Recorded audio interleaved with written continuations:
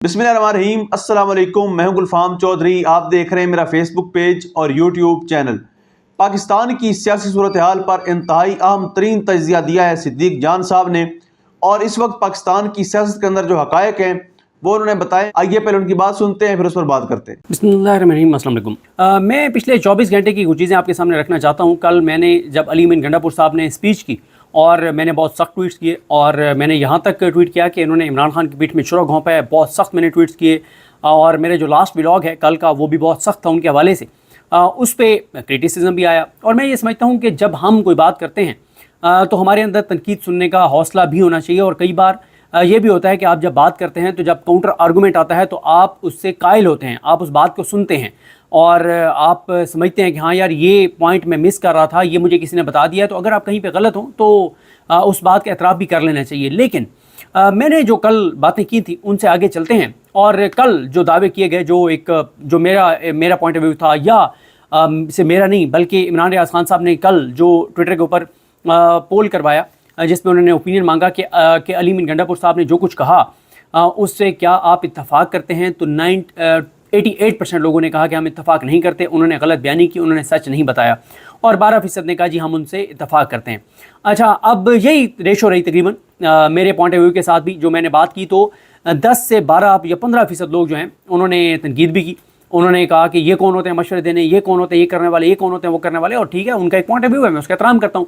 लेकिन मैं आपके सामने दलाइल रखता हूँ कुछ, और आपको बताता हूँ कि आज जो शहर इक़्तिदार में 60 डेवलपमेंट्स हुई हैं उसके बाद फैसला आपको करना है। और ये भी आप, जैसे वकील एक केस पेश करता है ना, तो उस वकील को तो काउंटर करने वाला एक या दो वकील होते हैं।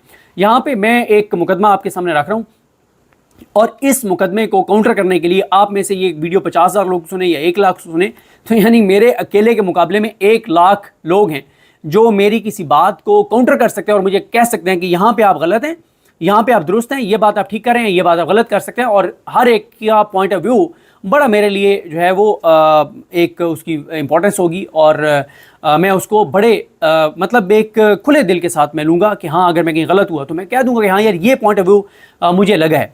चलें जी, पहले शुरू करते हैं कि कल जिन लोगों ने तनकीद की मेरे ट्वीट्स पर, या हम लोगों के ट्वीट्स पर, जो हम कह रहे थे कि अली अमीन गंडापुर साहब ने गलत बयानी किया है, झूठ बोला है, उनके पास जो काउंटर हमें करने के लिए सबसे बड़ा आर्गूमेंट था, वो सबसे बड़ा आर्गूमेंट ये था पहले नंबर पर कि अली अमीन गंडापुर पस पर्दा कहीं पर मिल के आए हैं, कोई रब्ता हुआ है, इमरान खान से भी शायद उनकी मुलाकात हो गई है और कोई डील हो गई है, और उस डील में बहुत कुछ तहरीक इंसाफ को और पाकिस्तान को मिलने वाला है। और जिनमें से नंबर 1 ये है कि काजी फाइज ईसा की एक्सटेंशन नहीं होगी।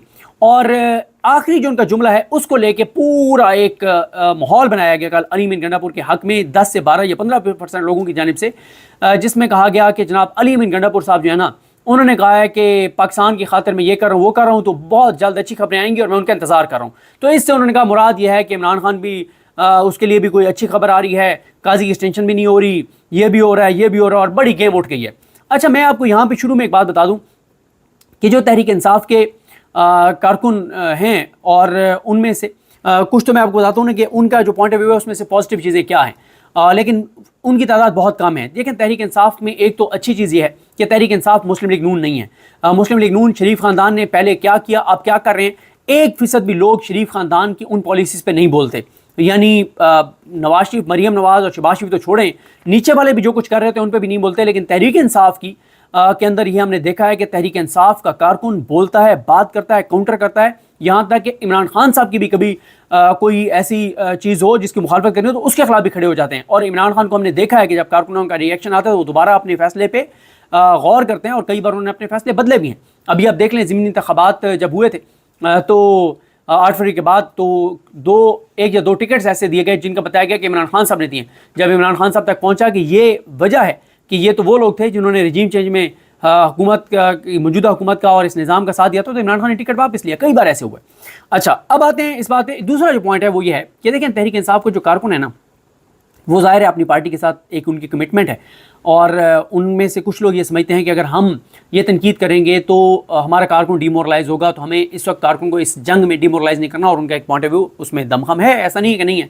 लेकिन एक चीज़ बड़ी इंपॉर्टेंट है, वो ये है कि देखें, तहरीक इंसाफ के शायद 99% कारकुनान का उन लोगों तक रसाई ना हो जिन लोगों तक हमारी रसाई है। हम रिपोर्टर्स की रसाई है, मीडिया के लोगों की रसाई है, यूट्यूबर्स की रसाई है। میں آپ کو بتاؤں کہ جب علی امین گنڈا پور صاحب نے خطاب کیا تو میں نے تحریک انصاف کے کم از کم کوئی 12 سے 13 لوگوں کو کالز کی، اور ان میں سے 4 یا 5 نے میری کال نہیں اٹھائی ہوگی، باقیوں نے کال اٹھائی، اور سب گر گئے تھے، سب الٹ گئے تھے کہ یہ ہوا کیا ہے ہمارے ساتھ. بہت پریشان تھے، کسی سے بات تک نہیں ہو رہی تھی کہ یار یہ ہوا کیا ہے ہمارے ساتھ. اور سب اب کسی کے پاس کوئی بات نہیں تھی، اور وہ کہہ رہے تھے کہ سب کچھ علی امین گنڈا پور نے برباد کر دیا. اور اب ظاہر ہے اس وقت یہ پوائنٹ آف ویو تھا. اب اس وقت صورتحال کیا ہے اور ڈی چوک پہ کیا صورتحال، ان ساری چیزوں پہ بات کرتے ہیں. دیکھیں پہلے اس بات پر آتے ہیں کہ تحریک انصاف کے جو کارکن اس وجہ سے علی امین گنڈا پور کے ساتھ کھڑے ہو گئے ہیں کہ اگر ہم علی امین گنڈا پور کے خلاف ساتھ نہیں کھڑے ہوتے اور جو ان کے خلاف ایک ماحول بن گیا ہے تو اس سے ہمارا کارکن ڈیمورلائز ہوگا. تو ان کی پوائنٹ آف ویو میں دم خام ہے، ان کی بات ٹھیک ہے. ان کا کاؤنٹر بھی میں رکھتا ہوں آپ کے سامنے. دوسرا یہ ہے کہ وہ یہ کہہ رہے تھے کہ یہ ہماری بہت بڑی فتح ہے کہ قاضی فائز عیسیٰ کی ایکسٹینشن نہیں ہو رہی. یہ بات بھی اس میں بھی دم خام ہے کہ اس سے بڑی فتح کیا ہو سکتی ہے کہ ایک ایسا شخص جس نے پاکستان کو اس نیج پر پہنچا دیا ہے پچھلے 1 سال میں، جس نے 8 فروری کے انتخابات کروائے، جس نے عمران خان کو سزائیں دلوائیں، جس میں شریف خاندان کو بری کیا، جس کی وجہ سے پاکستان آج اس موڑ پر، اس نیج پر ہے، پورے ملک میں کیوس ہے، انتشار ہے، انارکی ہے. اور یہ جو ادھر کراچی کا واقعہ بھی اتنا بڑا سانحہ ہو گیا جو کہ دہشت گرد جو خارجی ہیں، جو دہشت گرد ہیں، اور یہ دہشت گرد جو بے گناہ لوگوں کو شہید کرتے ہیں، یہ جہنمی کتے ہیں. اور ان کو بالکل ان کا خاتمہ کرنا چاہیے، آخری دہشت گرد تک ان کا خاتمہ کرنا چاہیے، ان کے لیے کوئی رعایت نہیں ہونی چاہیے. لیکن ہم نے دیکھا کہ سندھ حکومت جو ہے عین اس وقت جب وہاں پہ یہ حملہ ہو رہا تھا تو اس وقت وزیر آپ کے خارجہ اسحاق ڈار گاڑی ڈرائیو کر کے اور پیپلز پارٹی کے سندھ حکومت کے کرتے دھرتے جو ہیں وہ اس وقت مولانا فضل الرحمان کے پاس قاضی فائز عیسیٰ کی ایکسٹینشن کے لیے ووٹ مانگ رہے تھے. اور اس وقت آپ کا وزیر داخلہ جو ہے وہ وہاں پہ بطور چیئرمین پی سی بی لاہور میں قذافی اسٹیڈیم کی تعمیرات کا جائزہ لے رہا تھا. تو اور ہزارہا پولیس جو ہے وہ سندھ سے اسلام آباد بلا لی گئی تحریک انصاف والوں کو مار چڑھانے کے لیے، ظلم جبر اور بربریت کے لیے. اور پورا مطلب کوئی فوکس نہیں تھا سندھ حکومت کے اوپر، وہاں امن و امان کے اوپر. اور اتنا بڑا سانحہ ہو گیا، وہ بھی ایس سی او سے پہلے، جو پاکستان کے لیے بڑا خطرناک ہے، ہمارے ملک، ہمارے وطن، ہماری دھرتی کے لیے بہت خطرناک ہے. اس کے بعد یہ کہا گیا کہ جب خان کا اعتماد ہے علی امین گنڈا پور پر، تو ہم اس وقت تک علی امین گنڈا پور پر عدم اعتماد نہیں کر سکتے جب تک عمران خان کی جانب سے کوئی بیان نہیں آ جاتا. اس میں بھی پوائنٹ آف ویو میں دم خان ہے. پھر انہوں نے کہا کہ یہ سارے انہوں نے ان کے دلائل ہیں، ان دلائل کے کاؤنٹر پہ بعد میں آئیں گے. ایک لمحے کے لیے میں ان کے ان تمام دلائل کو درست مان لیتا ہوں، ایک لمحے کے لیے، آگے چل کے ان کے کاؤنٹر پہ بات کریں گے. لیکن تحریک انصاف کے 88%، 90% یا 85% لوگ جو علی امین کے خلاف کھڑے ہو گئے ہیں، ان میں سے بہت اہم لوگ ہیں. اور میں آپ کو بتاؤں یہ بات، میں آپ کو آن اوتھ بتا سکتا ہوں، یہ بات بتا سکتا ہوں کہ میری تحریک انصاف کے جتنے بھی لوگوں سے بات ہوئی، کوئی ایک بھی علی امین گنڈا پور کے بارے میں پازیٹیو نہیں تھا. جتنے بھی لوگوں سے بات ہوئی، اور میں تو یہ تو واقعہ کل ہوا ہے، میں تو پرسوں رات کے میرے ولاگ دیکھ لیں جس میں نے بتا دیا تھا کہ کے پی کے ہاؤس کی ایک شخصیت نے مجھے کہا کہ میں قرآن مجید لے کے جاؤں گا عمران خان کے پاس اور اس کو بتاؤں گا کہ علی امین گنڈا پور نے کیسے تمہاری پیٹ میں چھرا گھونپا ہے. علی امین گنڈا پور جو ہے وہ اس کو ہم منع کرتے رہے کہ کے پی ہاؤس مت آنا، یہاں پہ رینجرز ہے، نامعلوم افراد ہے، اس کے باوجود وہ آیا. لیکن اب آتے ہیں ذرا، لیکن جو 90% لوگ ہیں وہ ظاہر ہے لوگ جاہل تو نہیں ہیں. اور دوسری بات ہے، جہاں تک ہماری بات ہے، تحریک انصاف کے جو کارکن ہیں ان کی کمٹمنٹ ٹھیک ہے کہ اگر وہ سمجھتے ہیں کہ اس وقت تنقید کرنے سے ہماری پارٹی کو نقصان ہوگا تو وہ جسٹیفائڈ ہیں. لیکن ہمارا جو ہے نا، ہم نے رپورٹ کرنا ہوتا ہے، ہم نے ریالٹی بتانی ہوتی ہے.